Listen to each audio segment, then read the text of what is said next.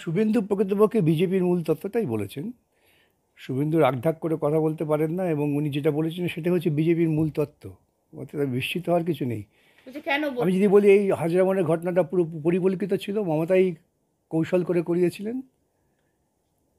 তা নাহলে যার মাথা ফেটে একবারে ঘিলু ছিটকে বেরিয়ে যাচ্ছিল, যে অপরাধী সেই অপরাধীকে তিনি তার বিরুদ্ধে আদালতে গিয়ে সাক্ষী দিলেন না। সেটা কি প্রাণ পুলিশ মন্ত্রী কবে ছিল? নামে ছিল, কিন্তু পুলিশ মন্ত্রী নামে তিনি গুন্ডাদের প্রতিরক্ষার মন্ত্রী হিসেবে নিজেকে পরিচিত করিয়েছেন, এইটুকু বলতে পারি। ২১শে জুলাইয়ের ঘটনা যত বিশ্লেষণ হবে তত দেখা যাবে যে একটা সংগঠিত রাজনৈতিক দল কিভাবে বিশৃঙ্খলা সৃষ্টি করতে পারেন তার শ্রেষ্ঠতম উদাহরণ হচ্ছে ২১শে জুলাই। ছাগলের মতো কথা বলেন, ২১শে জুলাইয়ের আগে ভোট হয়নি, পশ্চিমবঙ্গে ভোট হতো না, তা না হলে ওরা ক্ষমতা এলো কী করে? এসএসসি এবং ডিএ মামলায় তারিখের পর তারিখ, কেন তারিখের পর তারিখ হচ্ছে? আমি বলছি সব রাজ্য যেখানে ডিএ দিচ্ছে সেখানে আর বিচার্যের বিষয় কি আছে আমি বুঝতে পারছি না। আমরা সাধারণ মানুষরা হয়তো মাথায় ঢুকছে না। আমার সঙ্গে রয়েছেন বিশিষ্ট আইনজীবী বিকাশ রঞ্জন ভট্টাচার্য, তার সঙ্গে কথা বলবো। আরও একটা বিষয়ে কথা বলবো, বাংলায় হচ্ছেটা কি এই মুহূর্তে দাঁড়িয়ে। কারণ দেখা যাচ্ছে এক নারীর চুল পর্যন্ত কেটে দেওয়া হচ্ছে, কোথাও নারীকে শিকল দিয়ে বেঁধে রাখা হচ্ছে, কোথাও নারীকে অত্যাচার করা হচ্ছে। বাংলায় কি এইভাবেই আইন শৃঙ্খলা, বলছি পুলিশ মন্ত্রী আছে না নেই এই মুহূর্তে দাঁড়িয়ে? পুলিশ মন্ত্রী আছে না নেই বাংলায়? বলুন তো, পুলিশ মন্ত্রী নামে আছে কিন্তু কাজে তিনি গুন্ডারক্ষক মন্ত্রী।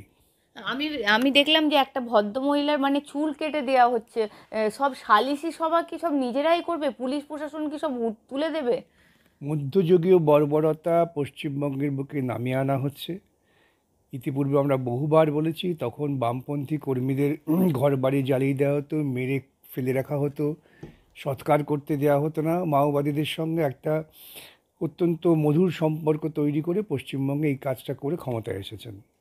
এবং ক্ষমতায় আসার পর তার প্রথম কাজই হয়েছে যে গ্রামান্তরে যেখানেই বামপন্থী কর্মীরা আছে তাদের উপর আক্রমণ করো, ঘরবাড়ি ভেঙে দাও, মেয়েদের ধর্ষণ করো, এবং ধর্ষণ করার পর ঠিক করো ওকে সিপিএম বাড়ির মেয়ে না কোন বাড়ির মেয়ে। যদি সিপিএম বাড়ির মেয়ে হয় ঠিক আছে, কোনো গুরুত্ব করতে হবে না, অভিযোগ লিপিবদ্ধ করতে হবে না। আর অন্য বাড়ির মেয়ে হলে পরে ওই টাকা ঠিক করে দাও। যে রাজ্যের মুখ্যমন্ত্রী পুলিশ মন্ত্রী প্রথম থেকে এই নিদান দেন, সেই রাজ্যে আইন শৃঙ্খলা মানেই হচ্ছে গুন্ডা রক্ষার ব্যাপার, কিছুই না। আমি বলছি প্রকাশ্যে চুল কাটছে, সবাই তো হাসছে। বলছো তো, হ্যাঁ, আমি তো এই তো মধ্যযুগীয় বর্বরতা, যে যারা করছে প্রত্যেকটি ঘটনার পেছনে তৃণমূল কর্মীরা আছে, একদম। এবং সাধারণ মানুষ প্রতিবাদ করতে গেলে তাকে মেরে ফেলা হবে, ভয় দেখানো হবে। কত বয়স্ক মানুষ আমার কাছে আসছেন তাদের ফ্ল্যাটের ব্যাপার নিয়েও, যে কিচ্ছু বলতে গেলে পরেই তৃণমূল কংগ্রেস হামলা করছে। আমরা ছেলেবেলা থেকে বড় হয়ে দেখেছি যে পাড়ায় গার্ডিয়ানরা, যেটা বয়স্ক মানুষ, তারা সবসময় শাসন করতেন, হ্যাঁ, সেটাকে সকলে মেনে নিত। এখন কেউ কিছু বলতে গেলে পরে তৃণমূল কংগ্রেস গুন্ডামি করে। আমার দিদির অনুমতি নিয়েছেন যে আপনি ওকে ভুগবেন? রাজ্যে প্রশাসন বলে কিছু নেই, এবং রাজ্যে যে প্রশাসন নেই চূড়ান্ত ব্যর্থতা, এর দায় হচ্ছে পশ্চিমবঙ্গবাসীর। আমি অন্য কাউকে দায়ী করব না, কেন পশ্চিমবঙ্গবাসীর যে দায়িত্ব পালন করার কথা তারা করেননি, তারই ফল ভুগতে হচ্ছে। না আপনি প্রশাসন নেই কি করে বলতে পারেন? মানিকচকে সামান্য বিদ্যুৎ নেই, তার জন্য পথ অবরোধ করে পুলিশ গুলি চালাচ্ছে। প্রশাসন নেই? প্রশাসন তো অ্যাক্টিভ। এটাকে প্রশাসন থাকা বলে না। কি বলে তাহলে? গুলি চালানো তো প্রশাসনের কাজ নয়, এতে সংগঠিত গুন্ডা বাহিনীর কাজ। একসময় ভারতবর্ষের সুপ্রিম কোর্ট পুলিশ বাহিনীকে বলেছিলেন সংগঠিত গুন্ডা বাহিনী। পুলিশের কাজ হচ্ছে শান্তি শৃঙ্খলা বজায় রাখা এবং তার পরিবেশ তৈরি করা। আজকে মানুষ বিদ্যুৎ পাচ্ছেন না ঘন ঘন, তাহলে এটা কি, এটা কি? বাম আমলেই নাকি ছিল, অরূপ বিশ্বাস বলেছেন। অরূপ বিশ্বাস বলেছে কি কোন বিশ্বাস বলেছে জানি না, ওদের তো ধারণা নেই, এটা লেখাপড়া করেন বলে মনে হয় না। যখন বামফ্রন্ট ক্ষমতায় এসেছিল তখন কত পরিমাণ বিদ্যুৎ হতো, এবং বামফ্রন্ট যখন ক্ষমতা থেকে চলে গেলেন কত পরিমাণ বিদ্যুৎ হয়েছে, এই অঙ্কটা সাধারণভাবে সবাই বোঝে। লোডশেডিং এর সরকার, জ্যোতি বসুর সরকার।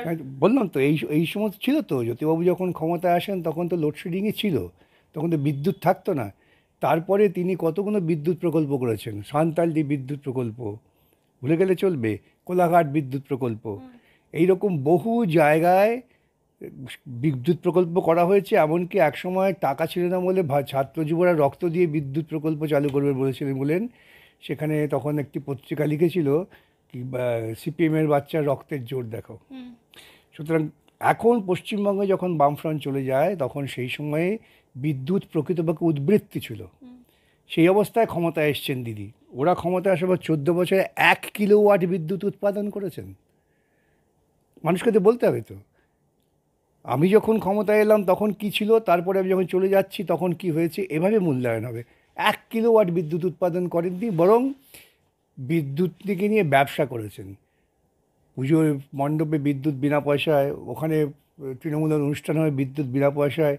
বিদ্যুৎ সরবরাহকারী সংস্থাগুলো তৈরি হয়েছে, তাদের অফিসারদের সঙ্গে কথা বলবেন, তারা আপনাদের বলবেন যে কীভাবে বিদ্যুৎ পরিকাঠামোকে এই সরকার ভেঙে দিচ্ছেন। অরূপ বিশ্বাস বলছেন দিদির আমলে বিদ্যুৎ উন্নয়নে এই সময় লোডশেডিং বলে কোনো কথা নেই, কিন্তু লোডশেডিংয়ের জন্যই সেখানকার প্রতিমন্ত্রী স্বীকার করে নিয়েছেন যে লোডশেডিংয়ের জন্যই এই অবরোধ হয়েছিল। কিছু মনে করবেন না, তৃণমূল মন্ত্রিসভা যিনি প্রধান তিনি অসত্য কথা বলেন, সুতরাং তার অনুগামী যারা তারা যে সত্য তথ্য দেবে ভাবার তো কোনো কারণ নেই। মানুষদের জীবনের অভিজ্ঞতাই বুঝতে পারছে। অতএব ওরা কি বললেন না বললেন এ কথা কান দিয়ে লাভ নেই, আর ওদের কথার গুরুত্ব দেওয়ার দরকার নেই। মানুষ তার জীবনের দৈনন্দিন অভিজ্ঞতায় যা দেখছেন সেই অভিজ্ঞতার ভিত্তিতেই মানুষকে সিদ্ধান্ত নিতে হবে। না, আমি বলছি সিদ্ধান্ত কি করে নেবেন মানুষ? ভোট হলে কি ভোট হচ্ছে কি সেটাও একটা সিদ্ধান্ত নেওয়া প্রয়োজন যে আমাদের এই অধিকারকে আমরা রক্ষা করব। ভোট তো হচ্ছে না পশ্চিমবঙ্গে 2011-এর পর থেকে, তা ধারাবাহিকভাবে বলে আসছি আমি, কিন্তু সেই অধিকারটাও তো রক্ষা করতে হবে। যে অধিকারটা আমরা পেয়েছি, যে অধিকারটা রক্ষিত ছিল, সেই অধিকারটা কেড়ে নেওয়া হচ্ছে। মানুষ আজ হোক কাল হোক মানুষ ঘুরে দাঁড়াবেই। না, আমি বলছি এত টিগার ফ্রেন্ডলি, মানে 21শে জুলাই সামনেই, তার মধ্যেই দেখা যাচ্ছে যারা 21শে জুলাই পালন করবেন তাদেরই 3 দিন আগে তাদের প্রশাসন থেকে গুলি চললো। 21শে জুলাই ছিল একটি গুন্ডাদের অবাধ নৃত্যের পরিকল্পনা। তখন মনীশ গুপ্ত যে অ্যাফিডেভিট দেখবেন, আমি আজকে দেখলাম কোথায় রন্তিদেব বাবু বলছেন শহীদ দিবস হিসেবে পালন হয় সারা পশ্চিমবঙ্গ জুড়ে। সেটা হতেই পারে, শহীদ দিবস পালন হয় কেন? শহীদ দিবস পালন করতে তো অসুবিধা নেই, উৎসব করতে হয়। শহীদ দিবস তো পালন হয় না, শহীদ উৎসব পালন করা হয়, নাচ গান করে ইত্যাদি। যে করুক গে, সেটা তাদের বোধ, তারা কাকে শহীদ মনে করে। কিন্তু 21শে জুলাই ছিল একটি পরিকল্পিত গুন্ডামি, যার ফলে 21শে জুলাই যে অবস্থা তৈরি হয়েছিল তাতে গুলি চালনাটা সমর্থনযোগ্য নয়। তবু পুলিশকে আত্মরক্ষার্থে বা সমাজ শৃঙ্খলা বজায় রাখাতে গুলি চালাতে হয়েছিল। 21শে জুলাই নিয়ে তো কমিটি হয়েছিল, জুডিশিয়াল কমিটির রিপোর্টটা কোথায়? 21শে জুলাই নিয়ে পরবর্তীকালে ওই ভদ্রমহিলা যিনি তৃণমূলের একেবারে মমতার হাত ছিলেন, বিজেপিতে যোগ দিয়েছেন, সোনালী গুহ, তার বক্তব্য পড়ুন। এই রন্তিদেব সেনগুপ্ত তিনি তো লিখেছেন, তার সেটা পড়ুন।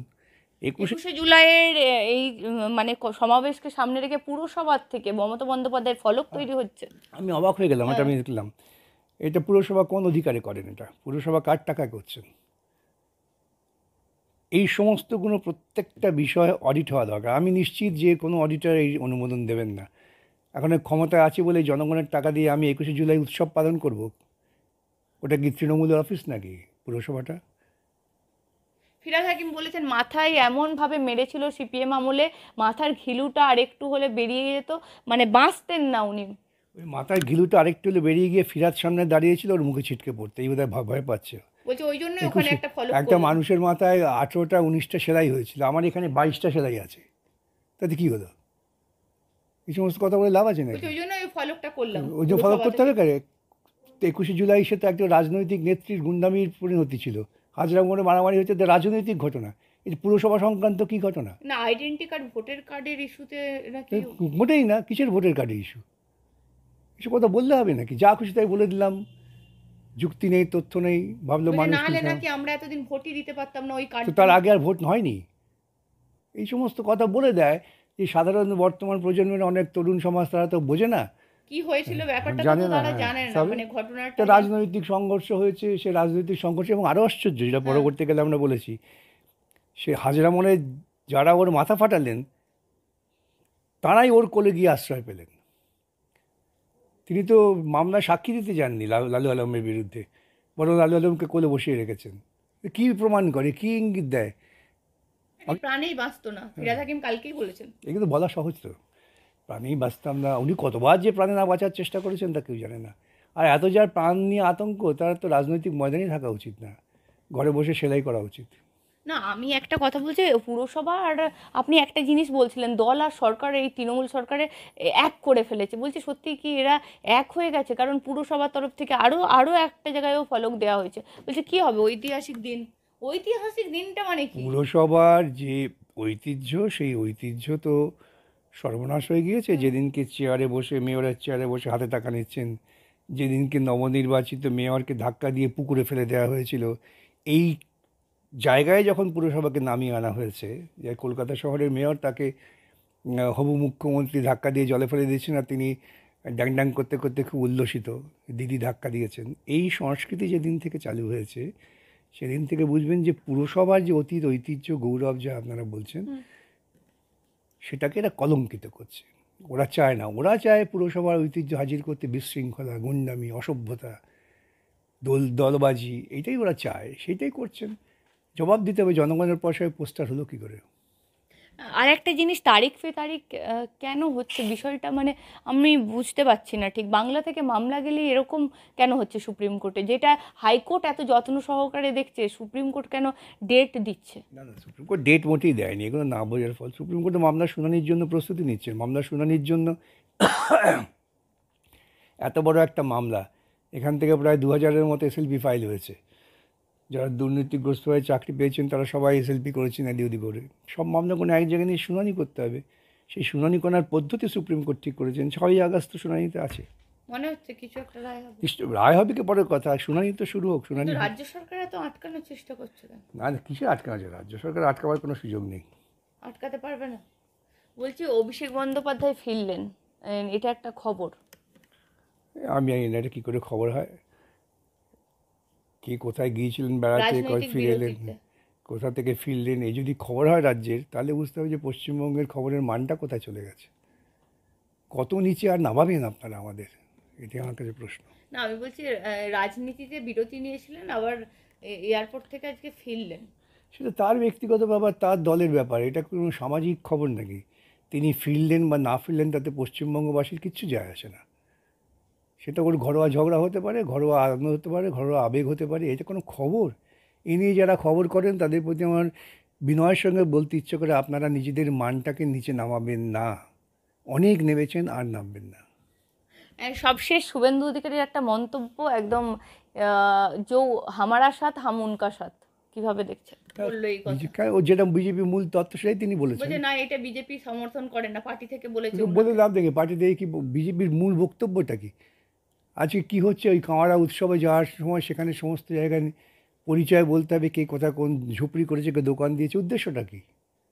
কিসের পরিচয়? আমি কি দোকান করেছি, কি ব্যবসা করছি, আমার পরিচয় সেটা লিখে দিতে হবে?